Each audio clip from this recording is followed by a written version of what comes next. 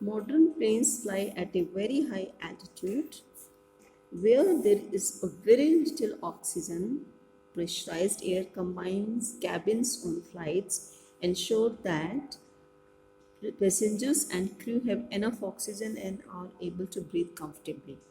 In my last video, children, I have told you that as we go high, the air becomes thinner and we feel uncomfortable to breathe. तो जो बेटा modern planes हैं बेटा बहुत high पे fly करते हैं, तो जो उसके अंदर पैसेंजर्स होते हैं उनको कई बार sometimes they feel uncomfortable to breathe. तो जो हमारे कैबिन मेंबर्स होते हैं, क्रू मेंबर्स होते हैं,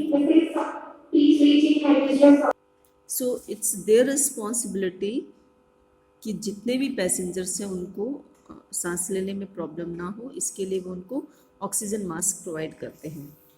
Our next topic is weather.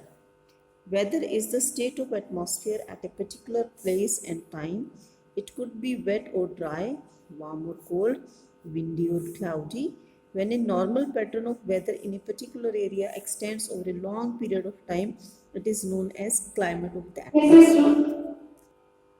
तो देखो बेटा वेदर क्या होता है, जैसे आजकल हमारा वेदर कोल्ड वेदर है, तो जो एटमॉस्फेरिक कंडीशंस होती हैं किसी प्लेस पे थोड़े टाइम के लिए, दैट इज़ कॉल्ड वेदर।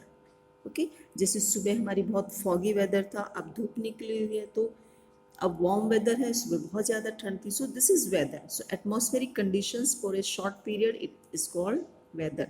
लेकिन अगर यही एक जैसा वेदर, जैसे हमारी ठंड है नवंबर से स्टार्ट होकर टिल फरवरी तक होती है, सो this is called climate, right. So this is called climate. जो लंबे समय तक एक जैसा वेदर रहता है और जो थोड़े समय के लिए रहता है, that is weather. The climate of a particular country tells us how hot, cold और wet it will be at different times of the year. सो किसी भी कंट्री का हम क्लाइमेट हमें बताता है कि यहाँ पे कितने समय के लिए ये कंट्री हॉट क्लाइमेट है उसका, कोल्ड क्लाइमेट है, और how long it will rain over there. So we can classify the countries according to the climate, not according to the weather. The higher we go above sea level, the thinner the air in the atmosphere becomes. तो मैंने आपको पहले बताया था कि जैसे जैसे हम हाइट पे जाते हैं हमारी जो एयर है वो थिन हो जाती है, पतली हो जाती है। On very high mountains, the air is too thin to breathe in comfort. तो बहुत हाइट पे हमें सांस लेने में प्रॉब्लम होती है। Although we cannot see air, we feel it when it moves as wind or as breeze.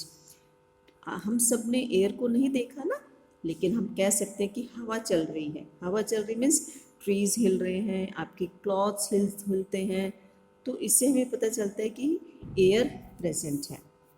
Strong wind is known as gale, बहुत तेज हवा को हम गैले बोलते हैं। And very strong winds are known as storms, जो बहुत तेज हवाएं चल पड़ती हैं तो उसको कहते हैं स्टॉर्म्स, तूफान आना, right. Storms that are accompanied by thunder as well as lightning are known as thunder storms. और जब बहुत तेज हवा के साथ गड़गड़ गड़गड़ करके आवाज़ आती है और आसमान में बिजली चमकती है, we call it thunder storms.